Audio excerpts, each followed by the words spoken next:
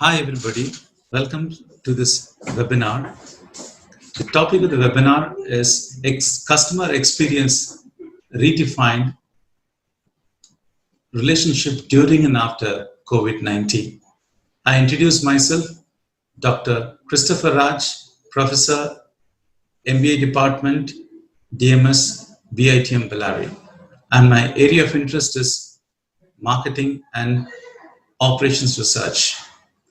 The objective of this webinar is number one, evaluating the challenges of changing customer attitude. Number two, identifying the key focus areas for realigning the marketing activities, contemplating the best business marketing practices. The outcome of the webinar, participants will evaluate the impact of pandemic scenario and build comprehensive marketing strategy.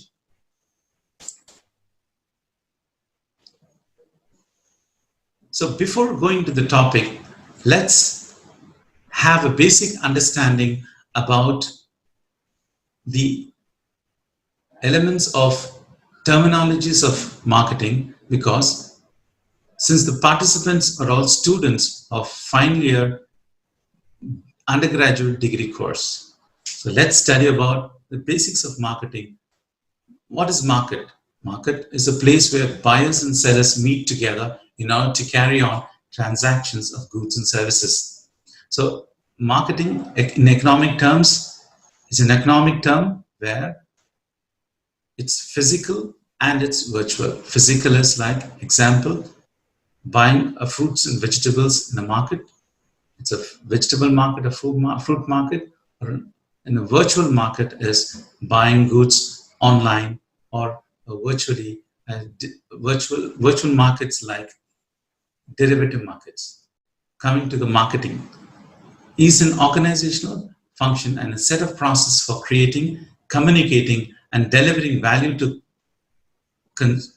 customers and for managing customer relationship in a way that benefits the organization and stakeholders. So marketing is an organizational function. It's an entity that gives value to the stakeholders. So coming to marketing management, it's a process of planning and executing the conception, pricing, and promotion and distributions of ideas, goods, and service to create an exchange that satisfies individual and organization goals. So marketing management is a think tank. It's a process of planning and executing the organization goals to satisfy goals of the organization. So coming back to the marketing concept, the basic concepts are STP, segmenting, targeting, and positioning. Segmenting. Marketers start by dividing the market into segments. They identify and profile distinct groups of buyers who might prefer or require varying product and service mixes by examining demographic, psychographic, and behavioral differences among buyers. So here, market segmentation is marketers divide the market of heterogeneous market into homogeneous markets of distinct group of buyers based on demographic, psychographics, and behavioral criteria. The target markets. After identifying market segments or group of buyers towards which an organization decides to direct its marketing plan is called marketing target market. The idea behind market segmentation is for an organization to choose one or few meaningful segments and concentrate its efforts on satisfying the selected part of market. So coming to positioning, the firm develops a market offering that it positions in the mind of a target buyers and delivers some central benefits. Market positioning is arranging of products to occupy a clear, distinctive, desirable place relative to competing products in the minds of a target consumers. Value. Value is a sum of tangible and intangible benefits and cost to products. Value is a central marketing concept, is primarily a combination of quality, service, and price, called as customer value triad. Satisfaction is a person's feeling of pleasure or disappointment resulting in comparing a product perceived performance in relation to his or her expectations. So let's learn about marketing process. The marketing process is firstly assessing demand measurements and forecasting. Demand, estimating the current and future size of a market and its segment. Forecasting is a technique used. The different techniques are continuity extrapolation technique, time series analysis, exponential smoothing, regression, and correlation analysis. The second marketing step of marketing process is segmenting and select the target market. The third point is developing the marketing mix. McCarthy classified these tools into four broad groups that he called the 4 P's of marketing: product, price, place, and promotion. And service-oriented P's are people, process, and physical evidence. The art of blending the elements, the marketing elements. It is like a chef preparing a meal. It is a combination of the set of appropriations so that we could get a real mix, marketing mix. There is no perfect formula for creating a marketing mix. It's just an appropriation of fund to these 4 P's. The funds that are appropriated on transportation of goods, that is place. The appropriation of funds for advertisement is called promotions. And for the cost of the products to be produced and the profits that earned is price. The blend of all these are a tactical marketing tool, and which blends into an integrated marketing program that actually delivers the intended value to the target customers. And fourth, the last step in marketing process is managing marketing efforts. Marketing planning, marketing implementation, and marketing controlling. So coming to marketing activity. The marketing activity just refers to an activity that is intended to create value. For example, making a cold call on a phone and meeting customers at the trade shows. So let's learn about product characteristics and classification. Many people think that product is tangible, but a product is anything that can offer to a market to satisfy a need or want, including physical goods and service. The core benefit, basic product, expected product, augmented product, and potential products. So let's learn about the core benefit. Is a fundamental level of service or benefit that customer is really buying. Example, a hotel guest is buying rest and sleep. To this core benefit, you add up a basic product. The hotel room includes bed, bathroom, towels, desk, dressers, and closet. Coming to expected products is a third level that a marketer prepares an expected product. A set of attributes and conditions buyers normally expect when they purchase this product. Hotel guests minimal expected a clean bed, fresh towels, working lamps, and relative degree of quietness. And coming to augmented products that exceeds customer expectation. Hotel guests expect a remote control satellite television, high internet speed, access to fresh flowers, rapid exit and express checkouts, and fine dining rooms, service, fully equipped fitness center. Coming to the potential products, the example of potential products is hotel guest finds a candy on a pillow or a fruit of bowl or a video recorder with optional video tapes.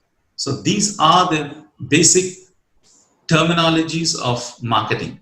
So let's learn about now customer experience concerning. Sir, Atmanirbhar case Customer adu. experience is being more Atmanirbhar. owned and championed by marketing department Adu as a PM Atmanirbhar. brand equity. Correct. According to Accenture, 86% of B2B CMOs reported that they consider customer experience to be a very important parameter. So building a solid grasp of customer experience marketing is crucial to staying at the top of your digital marketing game. Consumers' experience must be consistent, as delightful and as frictionless as possible at every stage of buyer's journey. And it should also be hyper-personalized. Hyper-personalization is a technique that combines behavioral and real-time extracted channel and touch point to deliver a high relevant experience to the end. Great customer experience is going to fuel your growth engine as it helps increase customer loyalty, repeat purchase, word of mouth, and positive social proofing. Oracle report found 86% of consumers will pay more to better consumer experience, and 89% of consumers begin to do business with the competitors falling in poor customer experience. 79% of consumers who shared their complaints about the poor experience online had the complaints ignored. Backdrop of coronavirus pandemic. All relationships have an emotional component, and that holds true for connecting between people and brands. Business relationship with customers is built over time, nourished by experiences along many online and physical touch points in the journey, grounded in expectation, confirmed through repeated interactions. A crisis puts both strength and weakness in your relationship under a spotlight. And the corona pandemic is not just a crisis. The lockdown, the nature of this response to this crisis, which is forcing people to be physically separated from their friends, extended families, workplace, and favorite place. For leisure time experience is a requiring organization to adapt to the digital or remote way of doing business, and is dramatically altering people's daily experiences. So, as a business thinker, how do you help people thrive when they are stressed, fearful, and longing for authentic human connection? And how do you lessen the impact of novel corona as it topples every aspect of a business like a slow motion tsunami? 3 points to understand. Don't let panic shake your customer focus. Your most important stakeholder right now is human being who is craving comfort and connection and suddenly needs new customer experience. PwC research shows that 59 of a global consumer survey feel companies have lost touch with human elements of consumer experience, and 75% of consumers surveyed prefer to interact with human versus an automated machine. Does your outreach feel authentic, caring, or does it appear self-serving? So getting advice online or solving problem, an example being a tech health without direct human contact, delivering food, grocery, medics, other essential to doorsteps. Keep in mind that the impact of these actions you did today will probably outlast the pandemic and define the loyal people have to your brands and to your products. Second, find ways to make digital more human. B2C company typically encounter customers on multiple channels: physical, that is face-to-face, remote via mail or phone, digital via online, and support.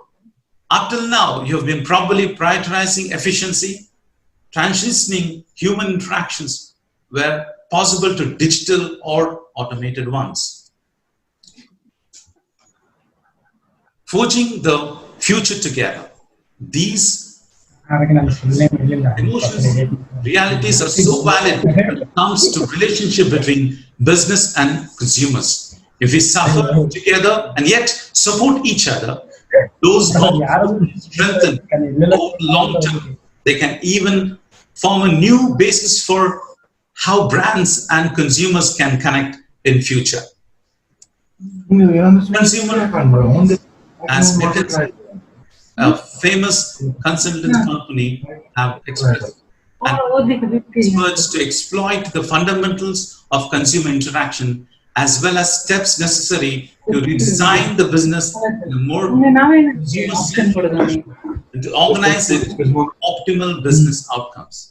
Armed with advanced analytics, consumer experience, leaders can gain rapid insights to build consumer loyalty, make employees happier, achieve revenue gains of 5 to 10%, 15 to 25 within 2 to 3 years. To improve consumer experience, move from touch points to journey, observe, shape, and perform. Data analytics, as we know today, is the process of examining the data sets and draw conclusions to make informed business decisions. It is also worth noting that the human civilization started to curate, interpret, and summarize data since early times in order to bring out the values and insights. Talking about the 20th century, statistician William Seeley Gossett, who was working in a brewery, applied his statistical knowledge to select the best yielding varieties of barley. All such types of statistical methods stayed with the mathematicians and statisticians till the mid-of-century. In the last few decades, software tools like Excel, SAS, and programming languages like R and Python have been making tremendous progress, enabling the data scientists of today's time to apply statistical algorithms using ready-made libraries and new algorithms. Let us talk about how the tools and software for data have evolved over the century.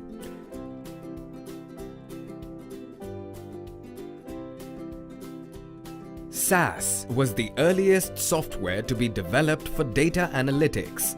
The North Carolina University started working the project named Statistical Analysis System in 1966 and worked until 1976 when the SAS Institute got incorporated. SAS continued to grow and mature as a product, and in early 2000 they introduced several new tech areas like social media analytics.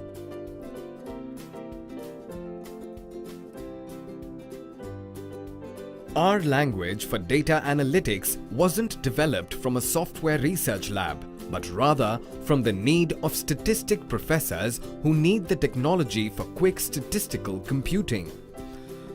In 1991, statistical professors Ross Ihaka and Robert Gentleman from University of Auckland started working full-time to develop a language that could fulfill the much-needed technology for statisticians. They launched the first version of the R language in 1993. Since then, R has been in support and updated regularly.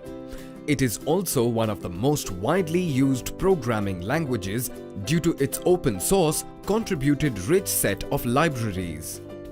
R is currently dominating the data science industry.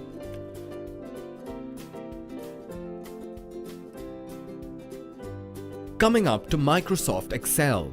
As you already know that Microsoft Excel is a very common tool used by all types of industries, both small and medium companies, professionals and individuals for diversified purposes.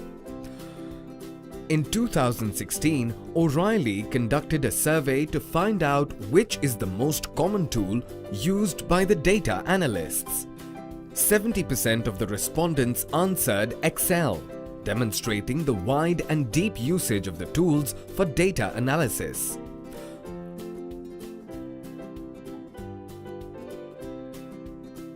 Moving to Python, which is a general-purpose programming language created by the Dutch programmer Guido van Rossum. The first version of the language was released in 1991. Python libraries like NumPy and Pandas are the backbone for data science. Python is also used as a scientific scripting language to rectify the problems of numerical data processing and manipulation. As a part of Google Summer of Code project 2005, David Cornepo, a data scientist from Paris, started working on creating a machine learning library called scikit-learn for Python. The first version of the library was launched in 2007. Just over the last year or so, Python has started to become the first choice for data scientists, especially in the area of deep learning. Today, Python has been listed as the third most used programming language by social programming community GitHub. But what happens if you have really large data which is semi-structured or worse, unstructured?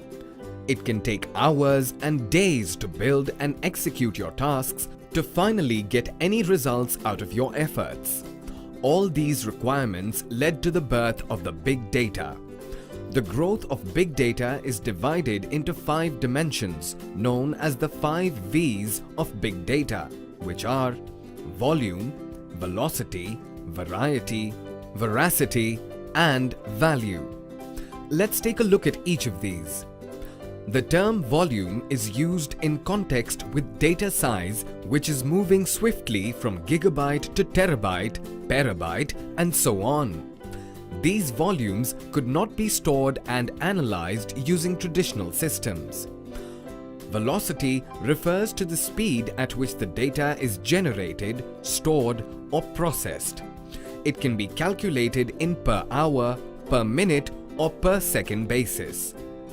Variety refers to the data that social media era has introduced in the form of unstructured data, be it text, images, videos that can be fit into the structured databases. The next V is veracity, means to identify the truth from all kind of information. The last V, that is value. Value is simply defined as the potential benefit of the data for the business. Now, let us talk about the technologies associated with big data. The big social media players have pioneered the technologies that can handle big data volumes. Hadoop framework, consisting of the file system HDFS and programming language MapReduce, is an open source software framework for storing and accessing big data. The technology has rapidly grown to make the power of data to the engineers in a friendlier manner. Pig scripting language and Hive, an SQL-like interface to query data, have made big data engineers be able to deliver business results at speed. The real-time analytics gave birth to several frameworks, and currently Apache Spark is leading the space to process real-time data with a powerful set of libraries including machine learning and graph processing. Data is the new gold or oil, and it is imperative that all the different business functions are able to access and discover data, understand and interpret it, apply statistical modeling, and fine-tune the method to gain the right level of insight and enable a truth-based decision-making. Hopefully, you have got a quick summary of the technology landscape that aids with data science.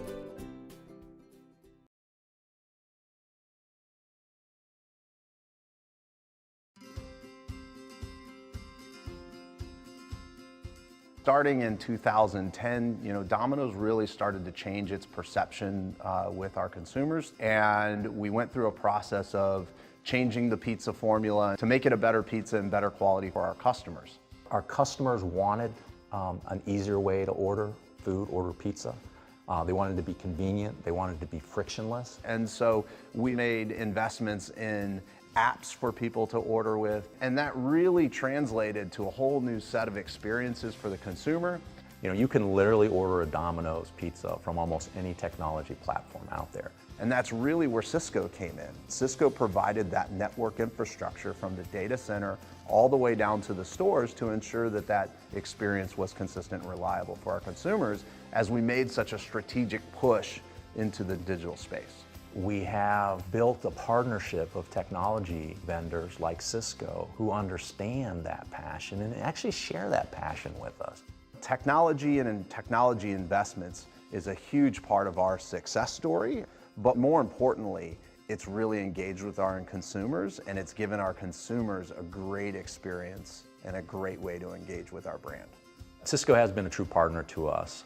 Their ability to provide the infrastructure that we desperately needed, that was state-of-the-art, secure, reliable, and scalable, allowed me to spend less of my time worrying about block and tackling and more of my time worrying about how do we innovate, how do we build a competitive advantage over our competition, and what do we need to do next. That's the kind of challenge Cisco's up for, and I think that's been a really good partnership.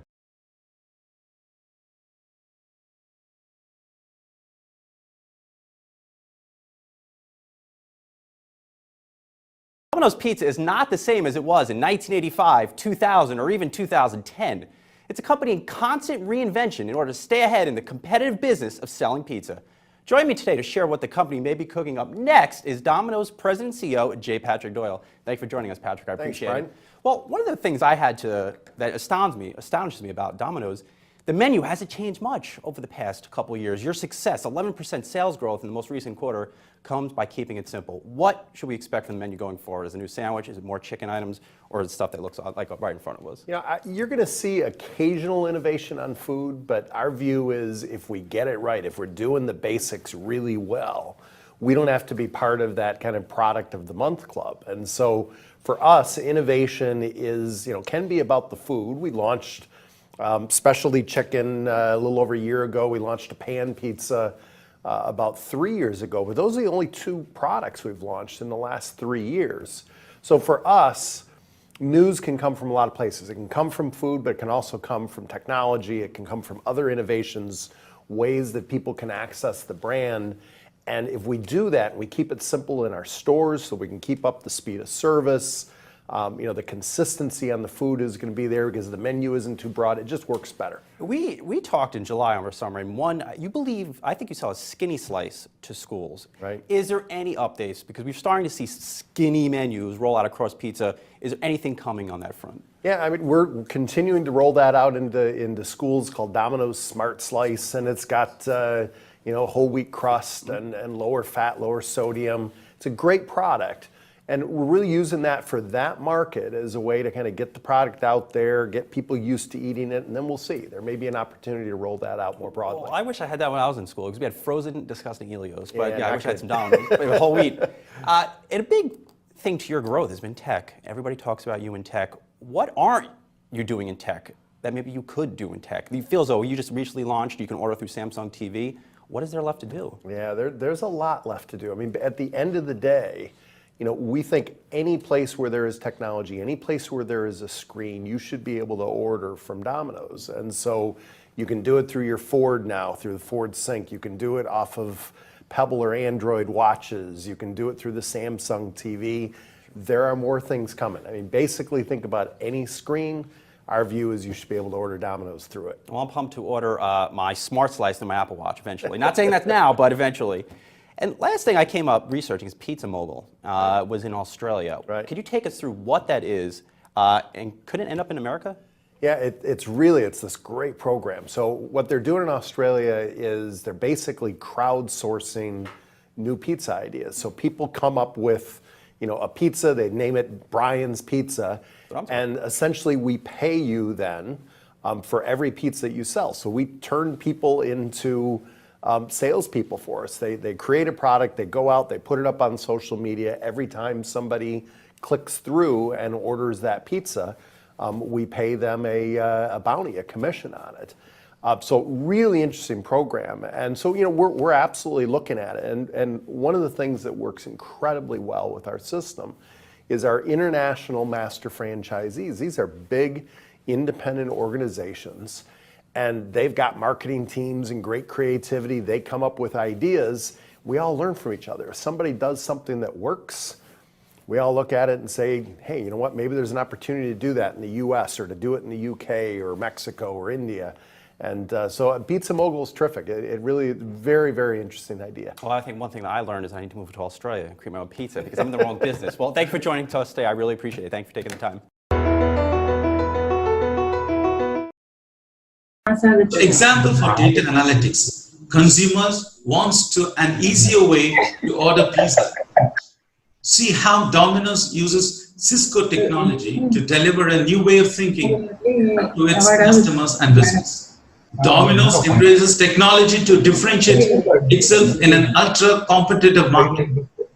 With Cisco Global and UGS infrastructure, the pizza pioneers is reigniting sales and innovating its digital system to make Domino's an easiest company to order pizza. So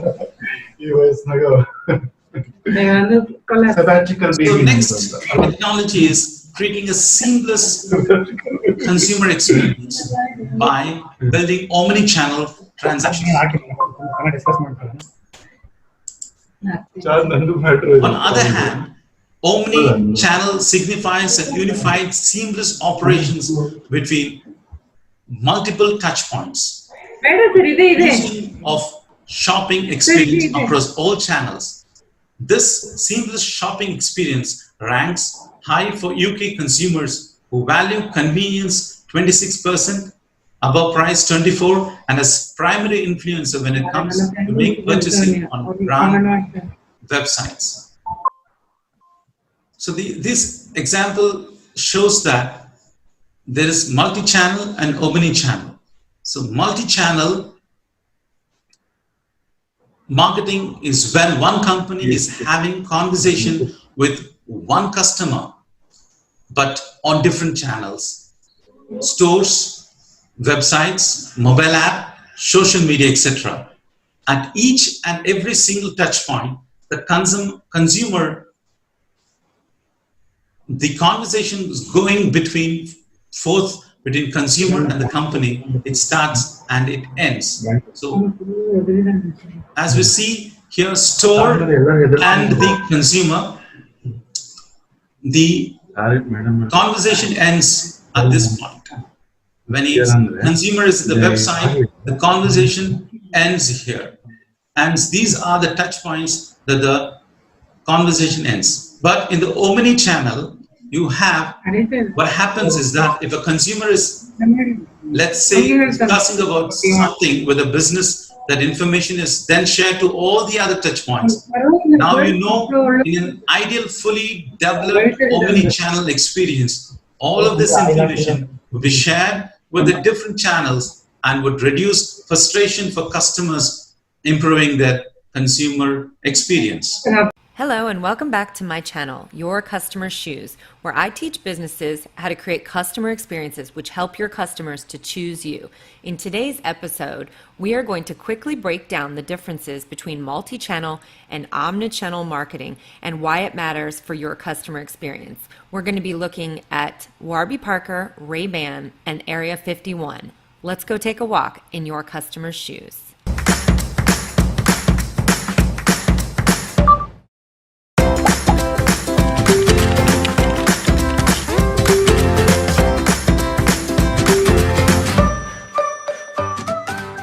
Let's quickly define these terms, then we'll look at some specific examples. Multi-channel marketing is when one company is having conversations with one customer, but on different channels: store, website, mobile app, social media, etc. At each and every single touch point, the conversation going back and forth between the customer and the company is start and end, start and end, start and end. The conversation, the data discovered, the products interested in, etc., it is all disconnected. It is not integrated. These different touch points of the company are not aware of the conversation that this customer has already had with another channel. So again, for clarification, it means that these touch points are not sharing information about the customer conversation with the other channels. This can create some frustration for the customer because let's say that a customer was on a website and they were interested in a couple of items, they put them in their cart. Well, now they walk into the store, but now they have to physically search out those items. This can create friction and tension and a disconnected user experience for the customer because they may have to have the same conversation over and over and over again, depending on the channel that they're communicating with the business. Over here in omnichannel, what happens is that if a customer is, let's say, discussing something with a business, that information is then shared with all of the other touch points. Now, this is, in an ideal, fully developed omnichannel experience. All of this information would be shared with the different channels, which would reduce frustration for the customer, improving their customer experience because they now see, okay, this company is connected. I'm not going to have to repeat myself. It's very easy to do business with them because no matter how I touch their company, no matter where I move around, whether it's in their store or calling them or on their app or whatever, that my experience with their company is the same. It is seamless. It is to start a conversation maybe on a website and complete it in a store through a purchase and then post something about it on social media, and for that experience to be completely seamless to the customer. That is what people want to shoot for. Ideally speaking, what we want to have is multi-channel marketing evolve into, or at least incorporate, an element of omnichannel marketing for the one reason that it improves the customer experience. So it's not to say that, these two things are completely separate. It is to say that omnichannel would make a better customer experience if it used the information collected in a multi-channel environment. An important point to make here for the business owners and employees is that this is not just about improving the experience for the customer, but also for the employees. Now, if you work for, let's just say, a large corporation who has all of these channels and maybe more, I think that it's fair to say that if a customer had been on the website and then came into the store or called, that you having some knowledge about that would make your job a lot easier. It would make your conversation with the customer a lot faster, improving the experience for both the customer and the employee. Let's go now to another technology, artificial intelligence in improving consumer experience. The following are the 6 ways AI can improve customer experience. Improving contactless, personalized consumer care is considered one of the most valuable area where AI is improving consumer experiences. Anticipating and predicting how each consumer's preference of where, when, and what will be buying will change, with removing roadblocks well ahead of time for them. Recruiting new customer segments by using consumer experience improvements to keep them as prospects and convert them to customers. Retailers are combining personalization, AI-based pattern matching, and product-based recommendation engines in their mobile apps enable shoppers to try on garments they're interested in buying virtually. Machine learning pixels and pattern recognitions, and IA is well suited for fine-tuning recommendation engines, which are together leading to a new generation of shopping apps where consumers can virtually try on garments. So this is a typical example of a consumer entering into the store and using AI technology and trying to wear different garments virtually and select the best one. There's an option even to send an email of the image to friends where the recommended dresses could be bought by the consumer. So some of the examples of AI is, and the advantage of AI is better shelf intelligence. Startups are developing AI tech to track metric like share to shelf and distribute. Computer version platforms tracks. Retailers analyze what happens on physical shelf using image front in store, cameras, robots, or mobile phones. Number 2, smart and beauty products. Brands like Sifenor use AR apps that allow consumer try to on different virtual makeup looks. Retailers can then analyze and collect data, face shapes, wrinkles, and skin tones to better predict inventory needs.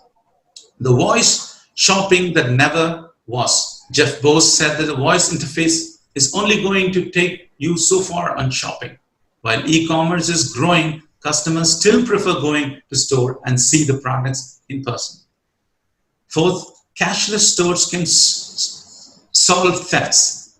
Since Amazon Go, there has been a handful of startups developing cashless store technology using AI cameras and sensors. With store loaded with cameras and automated charge customs, this could reduce stealing. 5th, food delivery goes driverless.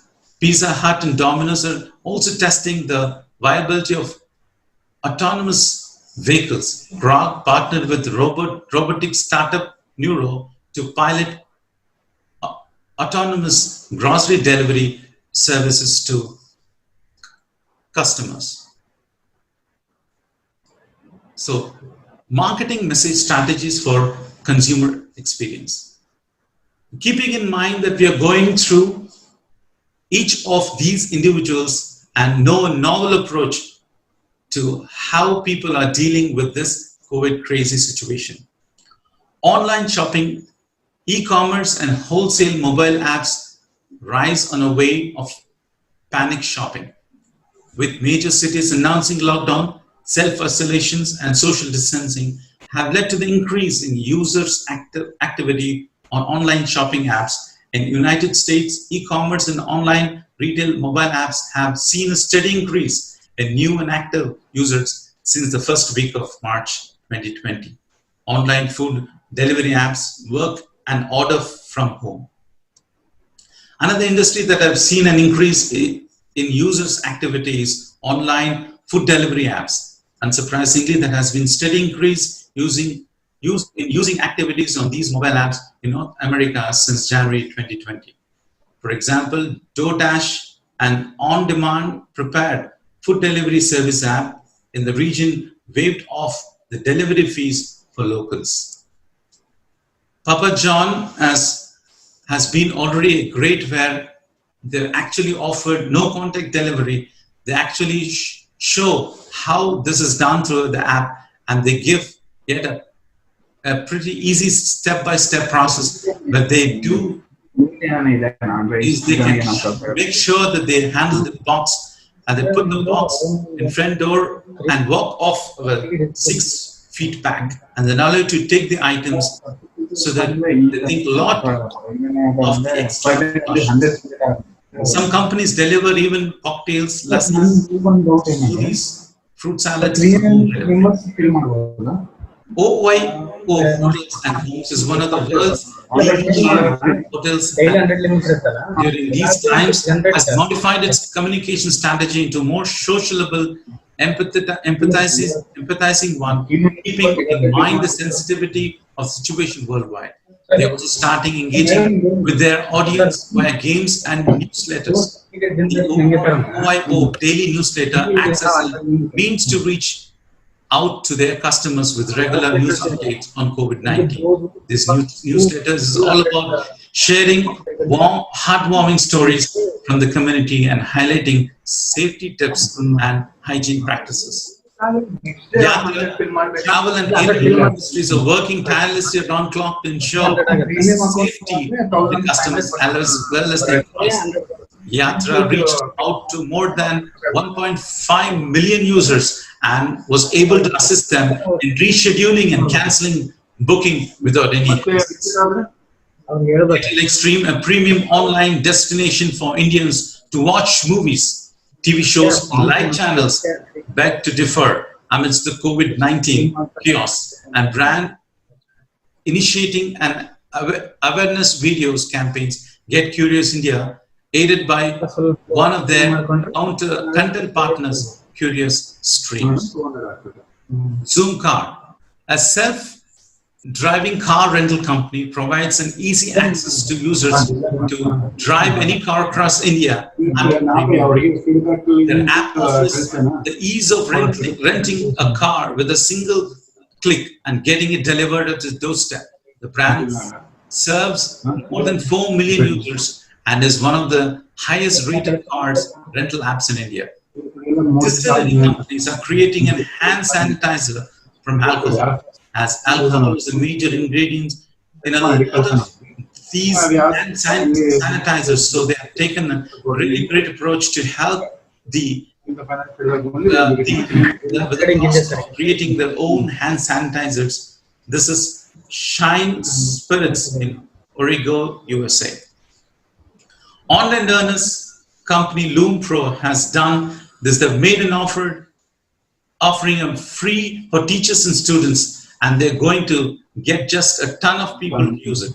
Probably would they have a long-lasting strategy?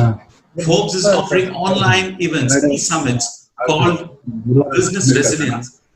It's so important for all the business moving forward, also online learning, so the people who are at home right now, or people who are doing social distancing. LinkedIn is offering free courses for students, courses on working from home, available during the corona pandemic shutdown. Amazon is hiring hundreds and thousands of warehouse and delivery workers right now, and it's completely growing. Amazon and these big players are getting so inundated, flooded. Some of the delivery times are quite extended. So Amazon delivery times are for non-essential items are extended quite a bit. So if there are small e-commerce players, e-commerce retail players, you have a huge opportunity right now. If you can deliver fast and fulfill the niche where Amazon is not able to fulfill.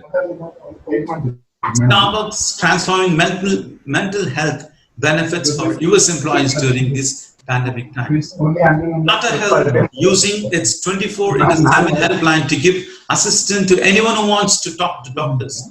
It's one of the leading health brands that's offered primary health care solutions in Bangalore City, including online and clinics, medics and diagnosis at home, and have been extremely vigilant during these tough times. The brand has set a 24/7 helpline, InstaDoc, with doctors available online giving assistance on COVID-19, along with providing consultant on general issues without a customers being required to go to clinic. Large companies like Armani, for example, in this case, donate 1.25 billion euros so that Italian hospitals tackle coronavirus. It's really good if you in a position of authority to donate to people, and others can donate small donations. Important points. What is your communication strategy with the media? How are you helping? What is the communication strategy with the new customers and current customers? People will remember you, remember how you treat them during the time of this pandemic. So diving and shaping the post-crisis reality. Expect change and look ahead. The necessary focus on the present should not crowd out consideration for the future. Understanding broad social shifts. Company need to look more broad how social attitudes and shifting to understand the observed changes in behavior and consumption could be lasting.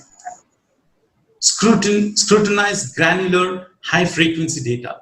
Companies needs to analyze high-frequency data such as data on credit cards, transactions at a very granular level in order to spot emerging trends.